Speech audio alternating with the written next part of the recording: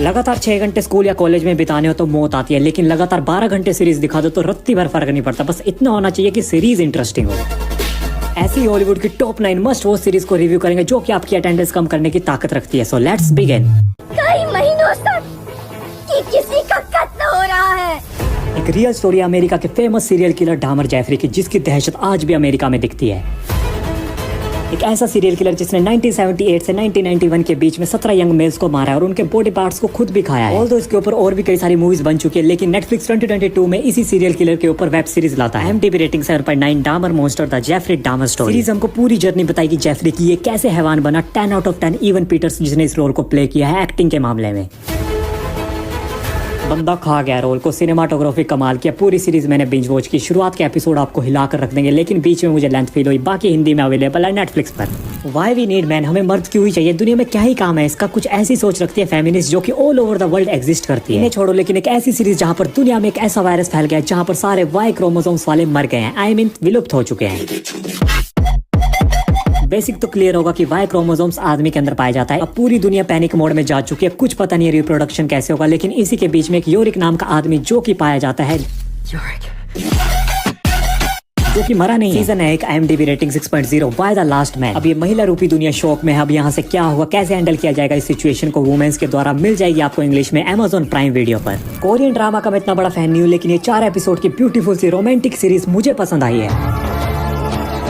2 likeable से character यूनसो और सांगू जो कि नियरली 20 साल से दोस्त हैं। इनके बीच में कंपैटिबिलिटी और प्यार तो है, लेकिन ये एडमिट या कन्फ्रंट नहीं करते। अब ये दोनों कुछ दिन साथ रहने वाले, बिकॉज ये दोनों एक सॉन्ग बना रहे हैं साथ में। अब यहाँ से इनकी काइंड ऑफ लव स्टोरी शुरू होती है। हमें एंडिंग चाहे पता हो, फिर भी हम इस सीरीज को देखते हैं क्योंकि दिल अपने पास भी है। 40 से 50 मिनट के एपिसोड मैंने एक बारी में खत्म किया था। अच्छी हिंदी डबिंग के साथ अवेलेबल है डिज्नी हॉटस्टार पर। 70 साल की लाइफ में हम कहीं ना कहीं अदालत का दरवाजा जरूर खटखटाएंगे, या वो कहीं खुद ना आ जाए हमारी दहलीज तक। एक ऐसी ही कोर्ट रूम ड्रामा सीरीज जो कि ह्यूमर और स्टाइल से भरी पड़ी है। सीजन है 2 IMDb रेटिंग 7.7 2022 की द लिंकन लॉयर, जो कि LA का एक क्रिमिनल लॉयर है और उसको बनना है डिफेंस लॉयर अपने फादर की तरह। स्टोरी की एक्चुअल स्टार्टिंग होती है एक मर्डर केस से। मिकी जो कि एक स्मार्ट और लाइकेबल सा कैरेक्टर है, इसने इस केस को कुछ ज्यादा ही पर्सनली ले लिया है। गलत चीज को भी सही प्रूव करने का दम रखता है। इस हाई प्रोफाइल केस के चक्कर में मिकी की लाइफ भी खतरे में पड़ी है। बीच बीच में लेंथ फील कराएगी सीरीज, मिल जाएगी आपको हिंदी लैंग्वेज में नेटफ्लिक्स पर। एक ऐसी यूनिक कंसेप्ट की कोरियन सीरीज जिसने मुझे अनुभव कराए ऑल काइंड ऑफ इमोशंस, चाहे वो खुशी, प्यार, हार्ट ब्रेकिंग, एम्पैथी, बिल्कुल रियल इमोशंस जिनसे आप रिलेट करते हो।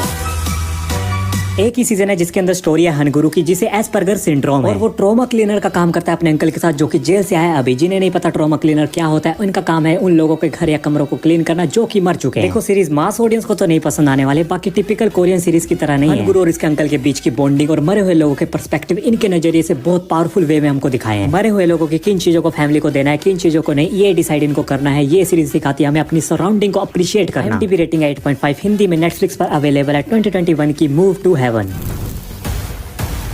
साइंस फिक्शन के फैन होना, और अगर Apple TV Plus का सब्सक्रिप्शन अगर है भी नहीं ना तो गर्लफ्रेंड से पैसे ले लो, लेकिन ये सीरीज जरूर देखना। एक ऐसा डिस्टोपियन संसार जहां पर इंसान जमीन के नीचे रह रहे हैं, काइंड ऑफ बंकर्स के अंदर, जो कि मल्टीपल स्टोरीज के हैं, और इनको इन्होंने नाम दिया है साइलो। अपने मन से ये नहीं कर रहे हैं, ये सब के सब सर्वाइवर है, क्योंकि जमीन की दुनिया पूरी तरीके से तबाह हो चुकी है। पर इस दुनिया के कई सारे राज मिस्ट्री है जिनका पर्दाफाश करने के लिए इन्वेस्टिगेशन कर रही है जूलियट निकोलस। बिग पॉजिटिव है मेरे लिए तो प्रोडक्शन क्वालिटी, अंधा पैसा फूंका है। मिस्ट्री एंड तक आपको पता नहीं लगेगी, लेकिन जब पता लगेगी तो अंदर से शॉक करती है। सीजन 1 है सीरीज के अंदर, सीजन 2 भी अनाउंस हो चुका है। IMDb रेटिंग 8.1 इंग्लिश में अवेलेबल है हिंदी सबटाइटल के साथ Apple TV पर, और नाम है साइलो।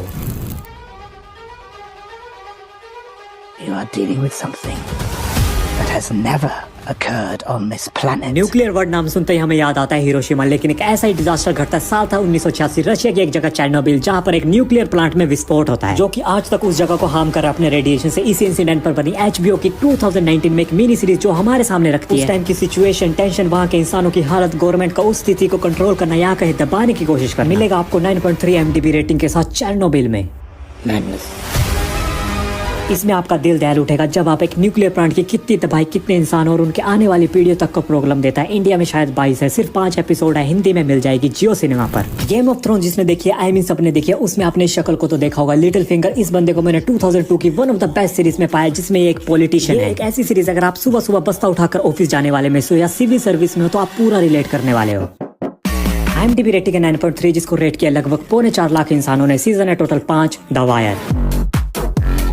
ये एक ऐसी सीरीज है जो कि आज की डेट में भी रेलेवेंट है। कई सारे मुद्दे जैसे drug racket, media, education, government, bureaucracy को उठाती है और इन सब की फंक्शनिंग में बड़ा रोल प्ले करता है चेन ऑफ कमांड। हर एक टॉपिक जो इस सीरीज ने उठाया उसके हर एक पहलू को हमारे सामने रखा है, बिना कोई साइड चूज किए, बिल्कुल न्यूट्रल। मैंने 5 सीजन बिंज वॉच किया है, हिंदी में अवेलेबल नहीं है, इंग्लिश में मिल जाएगी जियो सिनेमा पर। Welcome to Westworld. No orientation. Dark जैसी सीरीज का अगर आपके मुंह को खून लग गया और आप 2020 से टटोल रहे हो वैसी सीरीज, तो आपकी मनोकामना आज पूरी हो जाएगी। एक फ्यूचरिस्टिक सा थीम पार्क जिसके निर्माता है रॉबर्ट फोर्ड, और इस थीम पार्क में आपको झूले वगैरह नहीं, रोबोट्स मिलेंगे जो कि इंसानों की तरह दिखते हैं हूबहू। इनको कहा जाता है होस्ट। अब इन्हीं को देखने के लिए हमारे जैसे इंसान रूपी प्राणी अंधा पैसा दे रहे हैं इनके साथ रहने के लिए। सीजन है टोटल 3, लेकिन पहला एपिसोड ही आपको कन्विंस करवा देगा कि अपना टाइम इसे देना बनता है। IMDb रेटिंग है 8.5 की, 2016 की वेस्ट वर्ल्ड।